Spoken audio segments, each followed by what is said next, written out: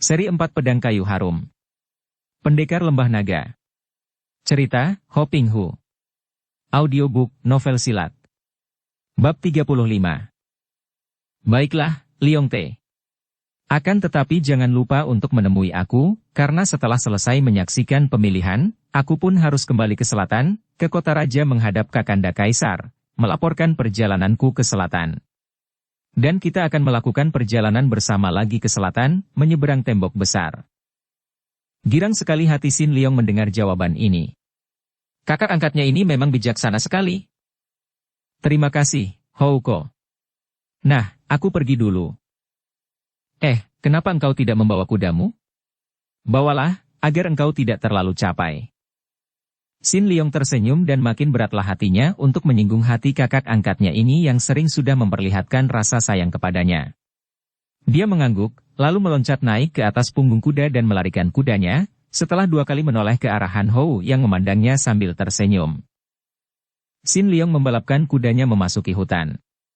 Dia mengambil jalan simpangan, jalan melalui hutan-hutan dan padang-padang rumput yang sudah dikenalnya benar, menuju ke suatu tempat di daerah Lembah Naga, yaitu di tanah kuburan yang biasanya dipakai untuk memakamkan seorang di antara para pembantu ayah angkatnya kalau ada yang meninggal dunia.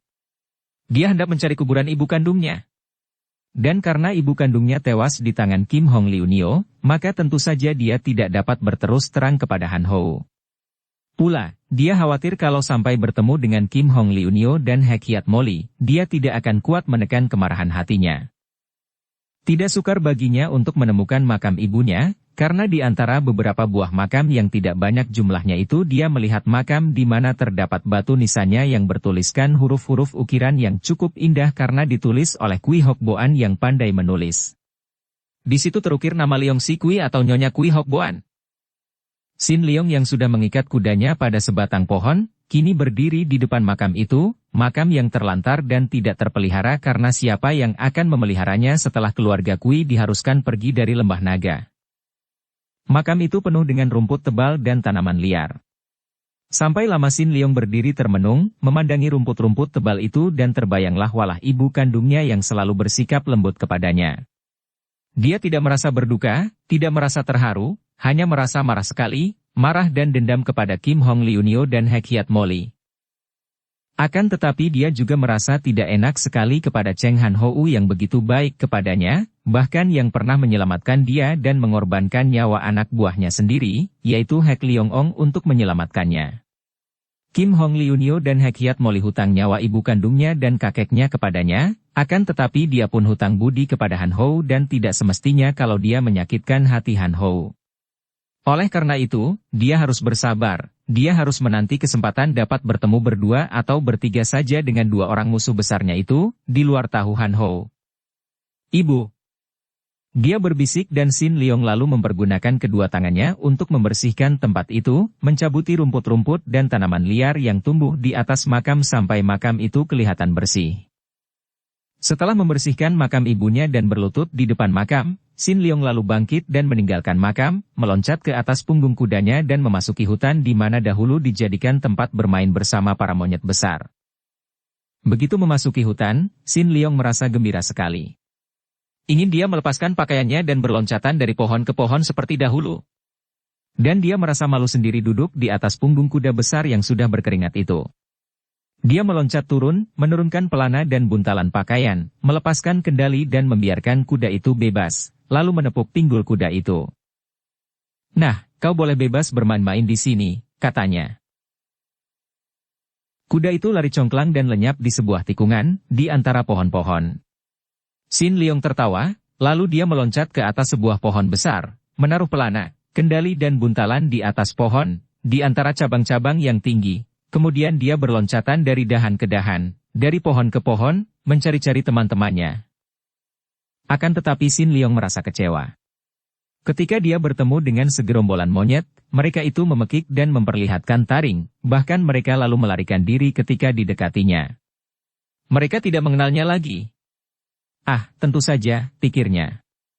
Ketika dia masih bermain-main dengan mereka, dia adalah seorang anak kecil dan kini dia sudah menjadi hampar dewasa, Sesudah terlalu sering mendapat gangguan dari orang-orang dewasa, dari pemburu-pemburu, maka tentu saja mereka menganggap setiap orang manusia dewasa adalah musuh mereka. Betapapun juga, Sin Leong merasa senang sekali berada di dalam hutan-hutan yang amat dikenalnya itu. Dia merasa seolah-olah menemukan dunianya kembali dan dia merasa enggan untuk meninggalkannya lagi. Oleh karena itu, seakan-akan dia telah lupa akan waktu, pemuda itu telah berkeliaran di dalam hutan-hutan itu selama 3 hari 3 malam. Dia tentu masih akan terus berkeliaran di situ, entah untuk berapa lamanya, makan buah-buahan dan memanggang daging binatang-binatang hutan, tidur di puncak pohon-pohon besar. Kalau saja pada pagi hari keempat itu setelah matahari naik tinggi dia tidak mendengar suara hiruk-pikuk dari jauh di sebelah utara ketika dia sedang duduk di antara daun-daun di atas pohon.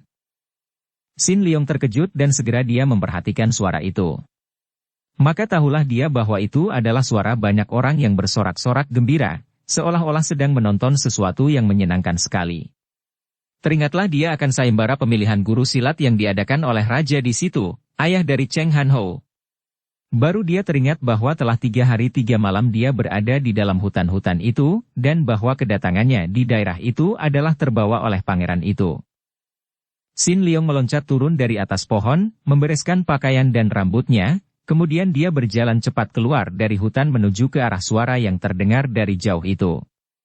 Tak lama kemudian tibalah dia di lembah naga dan dari jauh saja sudah nampak olehnya sebuah panggung besar dan kokoh kuat dibangun di depan istana lembah naga dan di atas panggung itu nampak 2 orang sedang bertanding dengan hebat dan serunya. Di depan istana itu nampak banyak kursi dan di situ duduk seorang laki-laki tinggi besar berpakaian indah dan mewah, mukanya penuh cambang bauk, muka yang gagah perkasa dan melihat Han Ho duduk di dekatnya bersama seorang wanita cantik jelita berusia kurang lebih 40 tahun, maka Sin Leong dapat menduga bahwa tentulah laki-laki gagah yang usianya kurang lebih 60 tahun itu tentulah ayah Han Ho, raja di daerah itu yang bernama Sabutai. Di sekeliling raja ini duduk banyak sekali orang, tidak kurang dari 30 orang banyaknya, dan di luar panggung terdapat banyak penonton yang terdiri dari berbagai suku bangsa, akan tetapi banyak terdapat orang-orang Han yang aneh-aneh, ada yang berpakaian seperti Huisyo yang kepalanya gundul, seperti Saikong, seperti Tosu dan seperti Pertapa. Akan tetapi banyak pula yang pakaiannya jembel seperti pengemis, seperti ahli-ahli, dan guru-guru silat dan lain-lain. Mereka inilah yang bersorak-sorak, karena mereka ini adalah yang orang-orang Kang Ou yang paling suka menonton orang mengadu kepandaian silat. Sedangkan pada saat itu, 2 orang yang bertanding di atas panggung memiliki kepandaian tinggi yang seimbang sehingga pertandingan itu amat seru dan menegangkan. Kini Sin Leong sudah tiba di bawah panggung, menyelinap di antara para penonton yang berjubelan itu, menjaga agar jangan terlalu dekat dengan tempat duduk raja dan Han Ho agar jangan sampai pangeran itu melihatnya. Kini dia mulai memperhatikan 2 orang yang masih bertanding di atas panggung itu. Seorang pendeta lama bertubuh tinggi besar seperti raksasa sedang bertanding melawan seorang laki-laki setengah umur yang pakaiannya seperti seorang Tosu. Pendeta lama itu, seperti biasa para pendeta lama dari Tibet, berkepala gundul dan memakai jubah lebar berwarna kuning. Ilmu silatnya bersifat keras dan mengandalkan tenaga yang kuat. Gerakan kedua tangannya yang memukul demikian dahsyat sehingga mengeluarkan angin yang bersiutan, dan gerakan tubuhnya juga gesit dan bertenaga kuat sehingga jubah kuning itu berkibar-kibar seperti layar perahu mendapat angin. Gerakan kakinya mempunyai gaya yang gagah, seperti kaki Raja Wali yang sedang bertanding, berlompatan dan kadang-kadang kaki itu melakukan tendangan-tendangan dahsyat. Langkahnya lebar-lebar dan seringkali pendeta lama itu berdiri di atas ujung jari-jari kakinya sehingga tubuhnya yang sudah jangkung itu menjadi makin tinggi. Diam-diam Sin Leong mengagumi gaya ilmu silat pendeta lama itu, karena memang gagah sekali dan sesuai dengan tubuhnya yang tinggi besar. Akan tetapi lawannya, Tosu yang tubuhnya sedang itu, juga amat lihai. Dia memiliki gaya yang berlawanan dengan pendeta lama itu. Melihat betapa lawannya banyak menyerang dari atas, mengandalkan jangkungnya dan lengannya yang panjang, Tosu itu banyak main di bawah, seperti seekor ular yang menghadapi serangan Raja Wali. Kedua kakinya melangkah gesit dan cepat bukan main, tubuhnya menyelinap ke sana-sini menghindarkan semua serangan lawan, dan dia membalas serangan-serangan itu dari bawah dengan sama kuatnya, sungguh pun gerakannya lebih halus dan pukulan-pukulannya kelihatan tidak bertenaga. Namun Sin Leong maklum bahwa Tosu itu adalah seorang ahli Lue Keh yang memiliki pukulan mengandung tenaga dalam yang berbahaya. Karena sifat ilmu silat kedua orang itu amat berlawanan, maka pertandingan itu kelihatan seru dan menarik sekali. Yang amat menambah ketegangan adalah sikap sebagian penonton, yaitu sekelompok Tosu dan sekelompok Huishyo, atau pendeta lama yang agaknya saling bertentangan, menjago teman masing-masing yang sedang bertanding itu. Bahkan antara para Tosu dan para pendeta berkepala gundul itu sudah saling pandang dengan mendelik dan saling mengamankan tinju dengan sikap menantang. Tentu saja sikap dua rombongan Huishyo dan Tosu yang bertentangan ini menambah tegang suasana dan tahulah Sin Leong bahwa memang terdapat persaingan atau permusuhan antara para Huishyo atau para pendeta lama itu dan para Tosu. Sin Leong tidak tahu bahwa memang terjadi persaingan hebat antara dua golongan ini. Pada waktu itu, Raja Sabutai merupakan kekuatan yang mulai menonjol di utara, bahkan raja ini pernah berhasil menyerang ke selatan, memiliki tentara yang cukup kuat dan pengaruhnya makin besar di daerah utara itu. Oleh karena itu maka dua golongan ini mulai mengincar daerah ini untuk menjadi ladang penyebaran pelajaran agama masing-masing. Memang amat mengherankan sekali bagi orang yang mau melihat kenyataan, akan tetapi tak dapat disangkal bahwa hal ini seperti ini, yaitu persaingan antara agama, masih saja terjadi di mana-mana, di mana para penyebar agama saling berebutan daerah untuk menyebar pelajaran agama masing-masing. Padahal inti pelajaran dari semua agama itu sendiri adalah sejalan, yaitu menjauhkan kekerasan, menjauhkan permusuhan, menghilangkan kebencian dan memupuk cinta kasih antara manusia. Memang pada akhirnya, bukan agamanya yang menentukan, melainkan manusianya. Seperti juga segala sesuatu di dunia ini, baik benda-benda yang nampak maupun yang tidak nampak, seperti ilmu agama, ilmu pengetahuan, ilmu silat maupun ilmu surat, semua hanya merupakan alat bagi manusia dan baik buruknya semua itu tergantung kepada si manusia sendiri. Tak mungkin memupuk cinta kasih melalui kebencian, memupuk perdamaian melalui peperangan, memupuk kebaikan melalui kejahatan. Di dalam cara terkandung tujuan dan bukanlah tujuan menghalalkan segala cara. Cara yang jahat dan buruk tentu menghasilkan akhir yang jahat dan buruk pula, seperti juga pohon yang buruk takkan mungkin menghasilkan buah yang baik.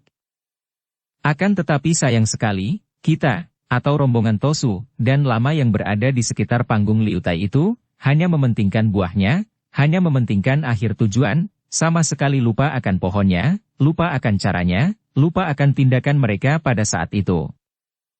Pada waktu itu, memang banyak terdapat golongan-golongan agama yang sedang sibuk meluaskan pengaruh masing-masing.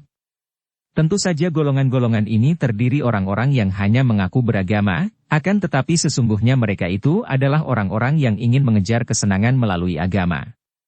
Orang yang benar-benar beragama tak mungkin mengejar sesuatu, tak mungkin mencari kesenangan untuk diri sendiri apalagi kalau dalam mengejar kesenangan itu harus mencelakakan orang lain. Oleh karena persaingan itu, maka ketika Raja Sabutai mengadakan sayembara memilih guru untuk putranya, golongan-golongan agama yang ingin meluaskan pengaruhnya ini melihat terbukanya kesempatan baik untuk menanamkan pengaruh mereka ke daerah ini, maka mereka lalu datang dan mengajukan jagoan masing-masing untuk memperebutkan kedudukan itu. Tentu saja sebagai orang-orang beragama, mereka itu tidak lagi mementingkan kedudukan atau harta, melainkan ingin memperlebar atau memperluas pengaruh untuk mengembangkan agama masing-masing melalui kedudukan sebagai guru dari putra Raja Sabutai. Dan bertemunya seorang pendeta agama Tu dan pendeta agama Buddha lama di panggung Liutai itu merupakan pertemuan antara dua golongan musuh lama yang selama ratusan tahun memang sudah saling mengejek dan saling menyalahkan ajaran masing-masing. Tentu saja masih banyak golongan agama lain yang saling bersaing pada masa itu, akan tetapi yang merupakan musuh bebuyutan adalah agama Tukau dan Hutkau. Sin Leong yang sejak kecil sudah menerima gemblengan orang-orang sakti dan memiliki dasar ilmu-ilmu silat tinggi, segera melihat bahwa pertandingan antara kedua orang itu bukan hanya adu ilmu belaka, melainkan pertandingan yang dikuasai nafsu ingin menang, kalau perlu dengan membunuh lawan. Karena dia melihat betapa kedua pihak mengeluarkan serangan-serangan maut dengan pengerahan tenaga yang tidak dibatasi lagi. Maka dia merasa tak senang dan tidak tertarik lagi, karena yang ditontonnya itu bukanlah tibu untuk mengadu kepandaian, melainkan orang berkelahi dengan hati dipenuhi dendam dan kemarahan. Oleh karena itu, tidak seperti semua orang lain, yang mencurahkan perhatian ke atas panggung, dengan hati tegang dan gembira seperti biasanya orang-orang Kangou yang suka sekali akan adu silat bahkan makin keras dan seru makin baik bagi mereka. Xin Liong mulai mengalihkan perhatiannya dan pandang matanya menyapu ke kanan-kiri di antara para penonton yang terdiri dari bermacam-macam orang itu. Tiba-tiba perhatian Xin Liong tertarik akan sikap seorang laki-laki yang dianggapnya aneh.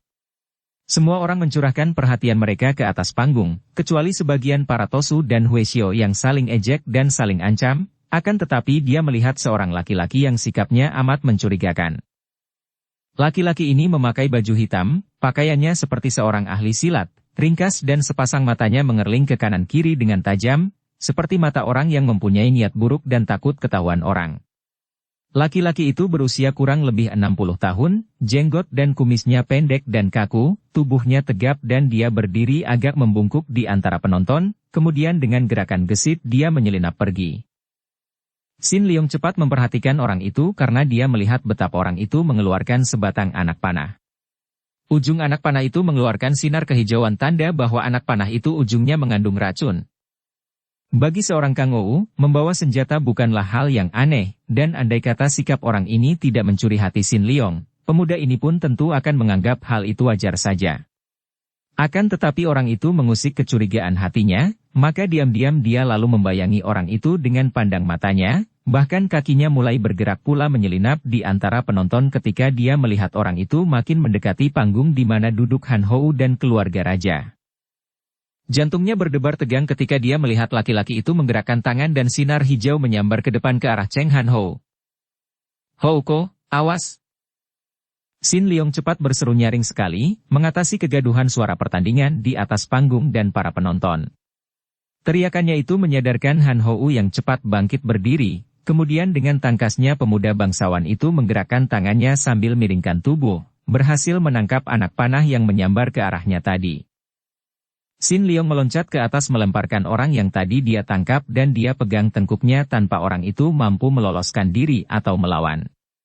Orang itu terbanting ke atas panggung di depan Han Hou. Dia inilah yang tadi melepas anak panah.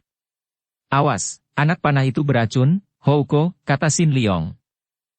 Karena adanya keributan ini, otomatis dua orang yang sedang bertanding itu berhenti dan meloncat ke belakang, dan kini semua orang mengarahkan pandang mata mereka ke panggung tempat raja dan keluarga serta pembantu-pembantunya duduk. "Hahaha, Liong Te, benarkah begitu? Kalau begitu biar dia yang makan racunnya sendiri." Han Hou menggerakkan tangannya dan anak panah itu meluncur secepat kilat, menancap ke pundak kanan orang berbaju hitam itu. Aug! Orang itu memekik kesakitan dan tubuhnya berkelojotan, karena racun itu adalah racun Jeng Huatok, racun kembang hijau, yang amat ampuh dan kalau saja dia belum mempergunakan obat penawar, tentu dia tewas seketika. Betapapun juga, racun itu masih mendatangkan rasa nyeri yang hebat. "Hayo katakan, siapa engkau dan mengapa engkau menyerangku secara menggelap?" Han Hou membentak. Melihat anak panah beracun hijau, siapa lagi orang ini kalau bukan anggota Jeng Huapang, perkumpulan bunga hijau, kata Raja Sabutai sambil mengelus jenggotnya, girang melihat bahwa puteranya telah demikian lihainya sehingga mampu menangkap anak panah yang dilepaskan untuk menyerangnya. Jeng Huapang. Semua orang Kangou terkejut mendengar ini dan mereka memandang penuh perhatian. Melihat bahwa Raja Sabutai yang terkenal lihai itu telah mengenalnya, maka orang berbaju hitam itu mengangguk dan berkata, sikapnya masih keras dan tidak mengandung rasa hormat atau takut. "Benar, aku adalah anggota Jeng Huapang dan kedatanganku tidak ada urusannya dengan pemilihan guru silat, tidak ada hubungannya pula dengan kerajaan di sini. Aku datang untuk membalas dendam kepada wanita iblis Kim Hong Liu Nio. Akan tetapi karena aku tidak melihatnya di sini, maka aku tujukan panahku kepada dia yang menjadi sute dari wanita iblis itu." Laki-laki itu sambil menahan rasa nyeri menuding ke arah Cheng Han Hou. Kiranya masih ada lagi orang Jeng Huapang yang masih hidup selain ketuanya? Orang yang bosan hidup. Mana dia Toong Cak Songkam, ketua Jeng Huapang? Kenapa dia tidak datang sendiri memperlihatkan kebodohannya, akan tetapi mengutus orang tidak ada gunanya macam engkau? Cheng Han Hou berseru sambil tersenyum mengejek. "Aku sudah gagal oleh bocah setan itu." Laki-laki berbaju hitam itu melotot ke arah Xin Liong yang masih berdiri di pinggir. "Mau bunuh boleh bunuh, siapa takut mampus? Suheng Ga Songkam pada suatu hari tentu akan membunuh engkau dan sucimu, kau tunggu saja." "Hehehe, anjing dari mana ini menggonggong terus-menerus?" Tiba-tiba muncul seorang nenek yang amat mengerikan. Entah dari mana munculnya nenek ini dan semua orang memandang kepada nenek yang sudah berdiri di atas panggung itu sambil terkekeh mentertawakan orang Zheng Huapang itu sambil menudingkan telunjuknya yang berkuku panjang sekali dan agaknya melengkung. Nenek ini sudah tua sekali, tentu ada 100 tahun usianya, punggungnya sudah bongkok dan tubuhnya kurus sekali seperti cecak kering. Kedua tangannya seperti cakar burung dan tangan kirinya memegang sebatang tongkat butut. Wajahnya yang amat tua itu penuh kerut-merut, mulutnya seperti tidak ada bibirnya, hanya merupakan garis melintang yang penuh keriput. Matanya juga hampir tidak nampak karena amat dalam dan gelap sehingga orang tidak tahu apakah di rongga yang dalam itu ada biji matanya ataukah tidak. Kalau orang bertemu dengan nenek ini di tempat sunyi apalagi di waktu malam, dia tentu akan lari lintang pukang karena serem dan menganggapnya siluman atau iblis. Akan tetapi di antara para tokoh Kangou ada yang mengenal nenek itu, dan tentu saja Sin Leong juga mengenalnya karena itulah seorang di antara dua musuh besarnya. Nenek itu adalah Hekiat Moli. Subo baru datang? Silakan duduk. Raja Sabutai segera berkata ketika melihat nenek itu. Akan tetapi nenek itu tidak menjawab, bahkan berkata lagi sambil terkekeh geli. Hehehe, anjing, mengapa tidak menggonggong lagi? Apakah racun Zheng Huatok itu kurang manjur?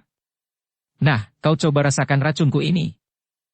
Tiba-tiba Hekiat Moli menggerakkan tangan kirinya dan tahu-tahu kuku jari tangan kirinya telah menggores muka orang itu tanpa dapat dielakkannya, sedangkan tongkat butut itu tahu-tahu telah pindah ke tangan kanan. Si baju hitam dari Zheng Huapang itu sudah menderita hebat sekali karena pengaruh racun Zheng Huatok di ujung anak panah yang menancap di pundaknya. Akan tetapi rasa nyeri karena racun itu kalau dibandingkan dengan apa yang dideritanya saat ini, sungguh tidak ada artinya. Dia merasa betapa tiba-tiba saja pipinya yang kena gores kuku itu menjadi gatal, rasa gatal yang makin menghebat, yang menggerogotinya dari kulit pipi terus masuk ke dalam, ke tulang-tulang pipi terus menjalar sampai ke seluruh muka dan kepala, seolah-olah ada ribuan semut menggerogoti daging-daging dan tulang-tulangnya.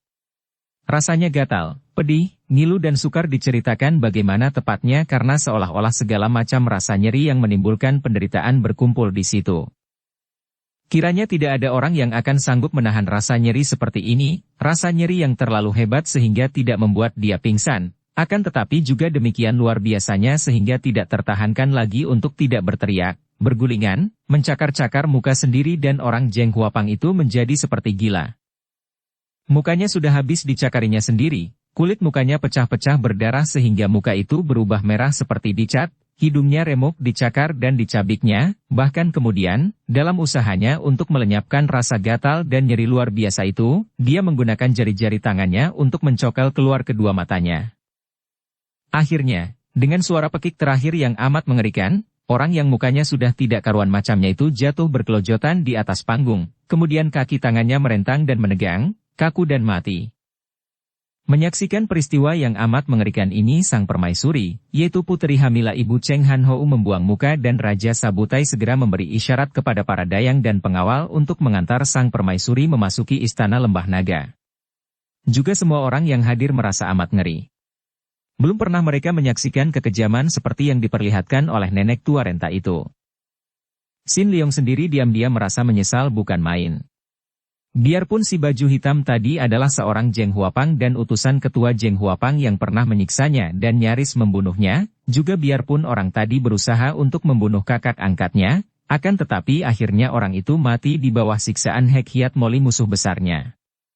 Jadi dia yang telah membantu musuh besarnya dan kematian orang itu di bawah siksaan keji itu sebagian adalah menjadi tanggung jawabnya. Atas perintah raja, beberapa orang pengawal cepat turun tangan menyingkirkan mayat yang sudah tidak karuan mukanya itu dari atas panggung. Sementara itu, Hekiat Moli sudah berkata lantang kepada Raja Sabutai, suaranya masih nyaring sehingga terdengar oleh semua orang yang hadir di situ. Sri Baginda, apa artinya ini? Saya mendengar bahwa Sri Baginda mengumpulkan orang-orang tak berguna ini untuk memilih seorang guru di antara mereka, guru yang akan melatih ilmu silat kepada putra Paduka. Benarkah itu? Memang Raja Sabutai tidak memberitahu akan sayembara itu kepada gurunya, Hekiat Moli. Nenek itu sudah tua, sudah setengah pikun dan wataknya aneh sekali, bahkan untuk mengajar Han Hou saja selama itu oleh nenek ini diserahkan kepada Kim Hong Liunio dan nenek itu tidak pernah melatih sendiri. Oleh karena itu, Raja Sabutai menganggap bahwa nenek itu telah terlalu tua dan tidak tepat lagi untuk mengajarkan ilmu kepada Han Hou, maka tanpa memberitahu dia mengadakan sayembara ini. Dia sengaja tidak memberitahu karena takut kalau gurunya itu akan merasa tersinggung. Siapa kira, nenek yang dianggapnya pikun itu tiba-tiba saja muncul di tengah-tengah panggung dan memperlihatkan kekejaman dan juga kelihayannya di depan semua orang dan kini malah menegurnya di depan banyak orang dan menyebut para tamu Kangou itu sebagai orang tak berguna. Harap Subo memaklumi, katanya lirih karena dia merasa tidak senang untuk berdebat dengan gurunya di depan banyak orang. Memang aku mengadakan sayembara memilih guru untuk mendidik Pangeran Oguthai, karena aku tidak ingin merepotkan kepada Subo yang sepatutnya beristirahat dan tidak diganggu. Jadi Paduka menganggap saya sudah terlalu tua untuk menjadi guru pangeran? Saya mengerti bahwa memang Paduka berhak mencarikan guru yang lebih pandai daripada saya, akan tetapi hendak saya lihat apakah di antara tikus-tikus ini ada yang mampu menandingi saya. Kalian dua orang Tosu dan Lama yang tadi bertanding. Apakah kalian berdua berani maju bersama untuk menandingi aku? Nenek itu menantang dan menudingkan tongkat bututnya kepada Tosu dan pendeta lama yang tadi bertanding seru dan belum ada ketentuan menang kalahnya lalu berhenti karena munculnya orang Zheng Huapang. Ditantang di depan begitu banyak orang, dua orang yang masih merasa penasaran itu tentu saja menjadi marah. Mereka merasa dihina oleh nenek kejam itu, maka karena mereka tidak mau saling mengalah dan disangka takut, keduanya seperti berlomba telah meloncat naik lagi ke atas panggung dari kanan kiri, menghadapi nenek tua renta yang berdiri terbongkok-bongkok itu. Mereka berdua tentu saja tidak berniat mengeroyok nenek itu, karena mereka adalah saingan-saingan untuk memperebutkan kedudukan guru pangeran. Akan tetapi karena nenek itu menyebut mereka berdua, maka mereka berloncatan naik untuk memperlihatkan bahwa mereka tidak mengenal takut. Hehehe, alangkah lucunya. Hekiat Moli tertawa, memandang kepada mereka dengan sikap merendahkan. Orang-orang macam kalian ini hendak menjadi guru pangeran? Kebisaan apakah yang kalian miliki? Coba kalian tahan ini. Dan tiba-tiba tubuh yang bongkok dan kelihatan kurus kering dan lemah sekali itu sudah bergerak, tongkatnya merupakan sinar hitam menyambar ke kanan kiri dan dalam waktu singkat sekali Hekiat Moli telah melakukan serangan totokan dengan tongkatnya, masing-masing 3 kali ke arah Tosu dan Lama itu. Tosu dan pendeta lama itu terkejut bukan main karena totokan tongkat itu mendatangkan hawa panas menyengat dan biarpun sudah tua renta, ternyata nenek itu memiliki gerakan yang tiba-tiba dan tak tersangka-sangka, juga cepat sekali, maka mereka pun cepat-cepat menghindarkan diri. Tosu itu menggunakan kelincahannya untuk mengelak, sedangkan pendeta lama itu menggunakan kekuatannya untuk menangkis. Aduh! Tosu itu terhuyung karena biarpun sudah amat cepat dia mengelak, tetap saja pundaknya keserempet tongkat, sedangkan lama itu pun terhuyung karena ketika lengannya menangkis, ada hawa panas yang amat hebat menerjangnya dari lengan menjalar ke pundak. Hehehe, hanya begini saja jagoan-jagoan yang hendak menjadi guru pangeran, ejek nenek itu dan kini dia menyerang lagi dengan hebatnya. Memang tingkat kepandaian nenek ini jauh lebih tinggi daripada tingkat kedua orang itu, maka biarpun mereka berdua berusaha sedapat mungkin untuk mengelak, akan tetapi lewat 20 jurus saja keduanya roboh terlempar ke bawah panggung dalam keadaan tewas. Tosu itu tertusuk ulu hatinya oleh ujung tongkat sedangkan lama itu kena ditampar pelipisnya oleh tangan kiri Hekiat Moli yang mengandung tenaga sinkang ampuh sekali. Geglah keadaan di tempat itu. Tidak ada yang mengira bahwa kini malah muncul guru dari Raja Sabutai sendiri yang menyebar maut di antara mereka yang hendak memasuki sayembara pemilihan guru. Orang-orang Kangou itu menjadi penasaran, apalagi rombongan Tosu dan pendeta lama. Mereka semua telah memandang ke atas panggung, akan tetapi pasukan Raja Sabutai sudah menjaga dengan rapi dan teratur, menjaga kalau terjadi keributan dan pengeroyokan. Akan tetapi, nenek keributan itu tenang-tenang saja sambil tersenyum-senyum mengerikan. Mulut ompong keriput itu tersenyum, tentu saja bukan seperti senyum lagi jadinya. Hayo, masih ada lagi yang ingin menjadi guru pangeran? Naiklah, siapa yang mampu melangkahi mayatku, baru boleh menjadi guru pangeran, tantangnya. Semua orang Kangou saling pandang dengan alis berkerut. Tentu saja di antara mereka yang tadinya datang untuk mencoba-coba, kini mundur teratur. Siapa orangnya yang mau mempertaruhkan nyawa hanya untuk menjadi guru, biarpun guru seorang pangeran? Apalagi kalau harus bertanding mati-matian melawan nenek yang mengerikan dan yang lihai seperti iblis itu. Mereka merasa penasaran sekali Raja Sabutai mengumumkan pemilihan guru silat. Jauh-jauh mereka datang dari balik tembok besar, menempuh bahaya dan kelelahan, akan tetapi setelah tiba di sini mereka hanya dihadapkan kepada Hek Hiat Moli, datuk yang sudah amat terkenal tinggi ilmunya itu. Kalau mereka tahu akan begini jadinya, tentu saja mereka tidak sudi menempuh jarak sejauh itu hanya untuk dihina. Sambil bersungut-sungut mereka memandang Raja Sabutai, biarpun mulut mereka tidak berani menyatakan sesuatu, namun pandang mata mereka mengandung protes. Hehehe, hayo, siapa yang berani lagi melawan Hek Hiat Moli? Majulah, majulah kalian pengecut-pengecut yang mengejar kedudukan, majulah. Hek Hiat Moli seperti gila menantang-nantang, berjingkrak-jingkrak, menari-nari, dan tertawa-tawa di atas panggung sambil mengayun-ayun tongkatnya dan berputaran seperti anak kecil yang kegirangan dan merasa bangga sekali. Raja Sabutai mengerutkan alisnya dan sudah bangkit berdiri untuk menegur subonya dan mencegah nenek itu bersikap seperti itu, akan tetapi Han Hou yang melihat kemarahan ayahnya sudah berkata, "Ayah, biarkanlah. Aku pun tidak ingin mencari guru baru karena aku sudah memperoleh seorang guru yang hebat.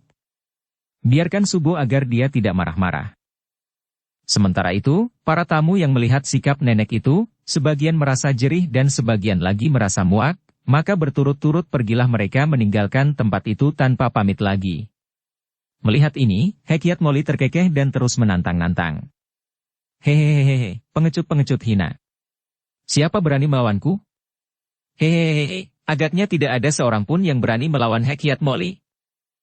Rombongan Tosu dan rombongan lama sudah mengangkat jenazah kawan masing-masing dan siap pergi pula dari tempat yang mulai kosong itu, sama sekali tidak memperdulikan ulah nenek gila di atas panggung. Hayo, siapa yang berani? Siapa berani melawan Hek Hiat Moli? Apakah tidak seorang pun di dunia ini yang berani melawanku? Aku yang berani.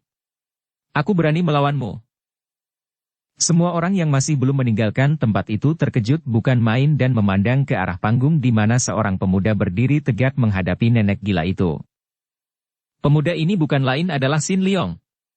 Pemuda ini sejak tadi sudah terbakar hatinya melihat musuh besarnya itu, apalagi menyaksikan kekejamannya, kemudian melihat kesombongannya menantang-nantang semua orang itu, dia tidak tahan lagi dan di luar kesadarannya dia sudah meloncat ke depan nenek itu dan menyambut tantangannya. Bukan hanya para sisa tamu yang memandang dengan terkejut dan heran, juga Raja Sabutai, keluarga dan panglima-panglimanya terkejut sekali dan memandang dengan mata terbelalak ke arah pemuda tanggung yang begitu berani mati menyambut tantangan Hek Hiat Moli yang sedang keranjingan itu. Liong Te, jangan! Han Hou juga terkejut sekali dan berteriak, akan tetapi terlambat karena pada saat itu, nenek Hek Hiat Moli telah melakukan serangan maut setelah sesaat dia terbelalak kaget dan heran. Hehehehe, mampuslah, bocah, bentaknya dan tongkatnya sudah menyambar, disusul tamparan tangan kirinya. Dua serangan ini hebat sekali, keduanya mengandung hawa panas dari pukulan Vitok Chiang, tangan racun api, dan bahkan lebih hebat daripada ketika nenek tadi menyerang Tosu dan Lama. Hal ini adalah karena nenek itu marah sekali ditantang oleh seorang bocah, suatu hal yang dianggap amat merendahkan dan menghinanya di depan orang banyak. Maka dia menyerang hebat, dengan maksud untuk menghancurkan kepala dan memecahkan dada bocah yang lancang dan berani menghinanya itu. Trek! Plak! Pertemuan dua pasang tangan dan lengan itu akibatnya cukup mengejutkan. Keduanya terdorong ke belakang, bahkan nenek itu terhuyung dan tongkat bututnya patah menjadi dua potong. Pada saat itu, Han Hou sudah meloncat dan menghadang di depan Sin Liong sambil berkata kepada Hek Hiat Moli yang masih terbelalak memandang kepada tongkatnya yang patah. Subo, tahan, jangan serang dia, dia adalah adik angkatku sendiri. Hek Hiat Moli tercengang. Dia merasa seperti mimpi. Ada bocah yang masih ingusan bukan saja telah berani dan kuat menahan pukulan-pukulannya, bahkan mematahkan tongkatnya dan membuatnya terdorong mundur dan terhuyung. Dadanya terasa sesak tanda bahwa lawan itu memiliki sinkang yang luar biasa kuatnya. Adik angkatmu? Heh, adik angkat macam apa ini? Dia mengomel, akan tetapi nenek itu meloncat jauh dan sebentar saja dia sudah lenyap dari pandangan mata, entah pergi kemana. Maaf, Houko, kesombongannya membuat aku lupa diri. Xin Liong berkata kepada Han Hou, tidak peduli akan pandang mata pangeran itu yang penuh kekaguman dan keheranan. Oh Good Hai, siapakah dia itu? Tiba-tiba terdengar suara keras dan ternyata Raja Sabutai telah berdiri di belakang pangeran itu. Ayah, ini adalah Liong Xin Liong, adik angkatku. Adik angkat? Dia hebat sekali. Raja Sabutai memandang penuh keheranan dan kekaguman. Sebagai murid tersayang dari Hek Hiat Moli dan mendiang Pek Hiat Moko, tentu saja dia mengenal pukulan subonya tadi. Melihat betapa pemuda tanggung ini tidak hanya kuat bertahan terhadap pukulan itu, bahkan dapat menangkis sehingga tongkat subonya patah dan subonya terdorong mundur, dia benar-benar merasa takjub sekali. Dan kini mendengar bahwa bocah luar biasa ini adalah adik angkat dari puteranya, dia makin terheran-heran. Memang hebat dia, ayah. Dia adik angkatku dan juga suhengku. Hei, bagaimana ini? Raja itu bertanya heran. Kami sudah mengangkat saudara, dan karena dia lebih muda, maka dia adalah adik angkatku, akan tetapi karena aku akan belajar kepada gurunya, seperti kukatakan tadi bahwa aku telah mendapatkan seorang guru, maka dia pun terhitung suhengku. Ah, bagus sekali, raja itu berseru girang.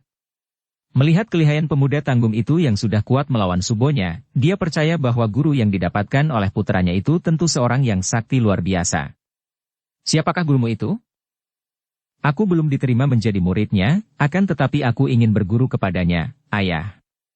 Namanya adalah Bu Beng Huchou. Ah! Raja Sabutai terbelalak dan memandang kepada putranya seperti orang melihat setan di tengah hari. Bu Beng Huchou? Akan tetapi, itu adalah nama tokoh dalam dongeng. Akan tetapi buktinya, Liong Te telah memperoleh ilmu yang hebat, bukan, bantah Han Hou. Orang muda, benarkah engkau murid tokoh dongeng Bu Beng Huchou? Raja Sabutai bertanya, suaranya mengandung ketidakpercayaan. Xin Liong menjura. Begitulah menurut keterangan Su Heng Ou yang busek, Sri Baginda. Akan tetapi terus terang saja, saya sendiri belum pernah jumpa dengan Suhu. Kemudian dia menoleh kepada Han Hou dan berkata, Houko, maafkan aku, kalau engkau masih banyak urusan di sini, aku hendak kembali dulu ke selatan. Ah, kenapa begitu tergesa-gesa, Liong Te? Aku mau minta bantuanmu, kata Han Hou sambil memegang lengan adik angkatnya. Bantuan apakah itu, Houko? Engkau tentu tahu bahwa selama ketua Zheng Huapang masih berkeliaran, maka keselamatanku terancam. Karena itu, aku sendiri akan mencarinya dan harap kau suka membantuku. Kalau begitu baiklah, kata Xin Liong tidak mampu menolak karena dia tahu bahwa ketua Zheng Huapang adalah seorang manusia keji, tidak kalah kejinya dibandingkan dengan Hek Hiat Moli atau Kim Hong Liunio, dan bahwa kegagalan utusan tadi tentu membuat ketua Zheng Huapang itu penasaran dan akan turun tangan sendiri. Terpaksa malam itu Xin Liong bermalam di Istana Lembah Naga, membiarkan Han Hou bertemu dengan ayah bundanya dan menceritakan segala pengalamannya. Raja Sabutai, terutama permaisurinya, Ratu Hamila, merasa girang dan bangga bukan main mendengar bahwa Cheng Han Hou kini secara resmi telah menjadi pangeran kerajaan Beng Tiao, menjadi saudara yang terkasih dari kaisar yang baru, yaitu Kaisar Cheng Hua. Bahkan putra mereka itu menjadi utusan pribadi kaisar untuk mengadakan pemeriksaan ke daerah selatan dengan kekuasaan penuh. Akan tetapi, lebih girang lagi hati Raja Sabutai mendengar bahwa putra mereka akan dapat berguru kepada seorang tokoh dongeng yang memiliki kepandaian demikian hebatnya, terbukti dari kelihayan Xin Liong yang masih begitu muda. 2 hari kemudian, berangkatlah Han Hou dan Xin Liong meninggalkan Lembah Naga untuk pergi mencari Tok Ong Gak Song Kam, ketua dari Zheng Huapang. Ketika Raja Sabutai hendak memberi pengawal sepasukan tentara, Han Hou menolak dan mengatakan bahwa dia, dengan bantuan Xin Liong, sudah cukup kuat untuk menghadapi Zheng Huapang. Dia hanya memilih 2 ekor kuda yang amat baik untuk mereka berdua, kemudian setelah membawa bekal secukupnya, berangkatlah 2 orang muda ini menuju ke selatan kembali karena Han Hou tahu bahwa Zheng Huapang selalu bersarang di daerah perbatasan tembok besar. Lega rasa hati Xin Liong telah dapat meninggalkan tempat yang banyak menimbulkan kenangan sedih itu. Akan tetapi diam-diam dia merasa penasaran bahwa dia belum sempat untuk menemui Hek Hiat Moli sendirian saja untuk dilawan sebagai musuhnya yang telah menyebabkan tewasnya Chia Keng Hong, kakek dan gurunya yang disayangnya itu. Dan dia pun masih penasaran tidak melihat adanya Kim Hong Liunio, wanita iblis yang menjadi musuh besarnya pula, pembunuh dari ibu kandungnya. Dia berjanji dalam hati bahwa kalau dia sudah dapat memisahkan diri dari Han Ho, dia akan kembali dan mencari kedua orang musuh besar itu. Di sebuah rumah besar yang sederhana di kota Lengkok, terdapat suatu perayaan pesta pernikahan yang cukup sederhana, namun amat meriah karena banyaknya tamu yang berdatangan. Tidaklah mengherankan kalau yang datang banyak terdiri dari orang-orang Kang Ou, bahkan wakil-wakil dari perkumpulan-perkumpulan besar, karena yang punya kerja adalah seorang pendekar yang namanya sudah terkenal di seluruh dunia Kang Ou, seorang pendekar sakti yang pernah menggegerkan dunia persilatan. Pendekar itu bukan lain adalah Yap Kun Leong. Biarpun pendekar ini tidak pernah menonjolkan diri, tidak pernah memperlihatkan kepandaian silatnya yang amat tinggi kalau keadaan tidak memaksanya, namun setiap orang mengenal belaka siapa adanya pendekar sakti Yap Kun Leong. Dalam cerita petualang asmara dan Dewi Maut, kita telah cukup lama berkenalan dengan Yap Kun Leong, mengikuti riwayat hidupnya yang penuh suka duka seperti juga riwayat hidup setiap manusia. Akhirnya, dengan berkah dan restu dari mendiang Chia Keng Hong, pendekar ini berani menempuh hidup berdua bersama wanita yang dikasihinya, yaitu putri ketua Chin Ling Pai itu, Chia Giok Keng. Mereka hidup sebagai suami istri yang saling mencinta, dua orang yang keadaannya tidak jauh bedanya. Yap Kun Leong adalah seorang duda, ditinggal mati istrinya, sedangkan Chia Giok Keng adalah seorang janda pula, ditinggal mati suaminya dan keadaan kematian istri dan suami mereka pun sama, yaitu dibunuh orang. Biarpun Yap Kun Leong tidak mendapatkan anak dari istrinya yang terbunuh, yaitu Pek Hong Ing, akan tetapi dia mempunyai seorang putri dari wanita lain sebelum dia menikah dengan Pek Hong Ing, yaitu Yap Mei Lan yang lahir dari ibunya yang bernama Liem Visian, baca petualang asmara. Adapun Chia Giok Keng ditinggal mati suaminya dengan dua orang anak, yaitu yang pertama adalah Lie Seng, sedangkan yang kedua adalah Lie Chiaoxi. Pesta pernikahan siapakah yang dirayakan di rumah pendekar Yap Kun Leong itu? Pesta pernikahan yang selama ini telah ditunda sampai 3 tahun berhubung dengan perkabungan atas kematian kakek Chia Keng Hong, yaitu pernikahan antara Yap Mei Lan dan Shou Kui Beng.